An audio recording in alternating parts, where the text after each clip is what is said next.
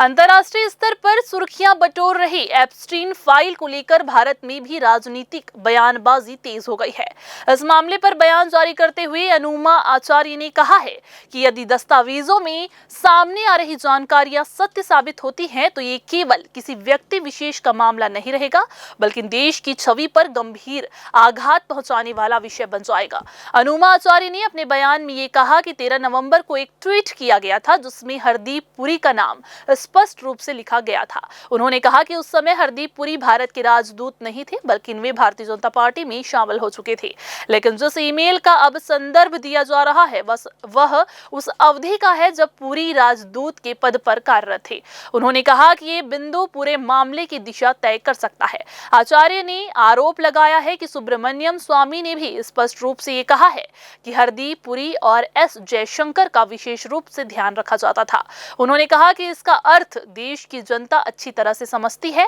इसके अलावा नरेंद्र मोदी और मानसी सोनी से जुड़े प्रकरण में 267 कॉल किए जाने का उल्लेख सामने आने और फाइल में मोदी इज ऑन बोर्ड लिखे होने को भी उन्होंने अत्यंत गंभीर बताया। आचार्य ने कहा कि यदि ये सभी तथ्य सत्य होते हैं तो इससे भारत की राजनीतिक और सामाजिक विश्वसनीयता पर गहरा प्रभाव पड़ेगा। उनका कहना है कि ये मामला किसी एक नेता, दल या वैचारिक मतभेद का नहीं, बल्कि भारत की प्रतिष्ठा से जुड़ा हुआ है और इसकी निष्पक्ष जांच अति आवश्यक है।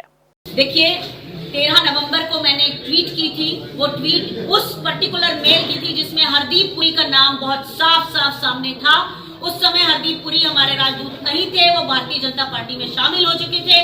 लेकिन जिस मेल में उनका संदर्भ था वो उनके उस समय का था जबकि वो राजदूत होते थे। एक बात। दूसरे, सुब्रमण्यम स्वामी ने बहुत साफ कहा है कि हरदीप पुरी और एस जयशंकर उनका ख्याल ज्यादा रखते थे, और क्या ख्याल रखते थे वो आप जानते हैं। नरेंद्र मोदी जी ने मानसी सोनी का जो केस था उसमें 267 कॉल किए लगातार। वो सवाल मत पूछिए जो आप दिखा नहीं पाएंगे।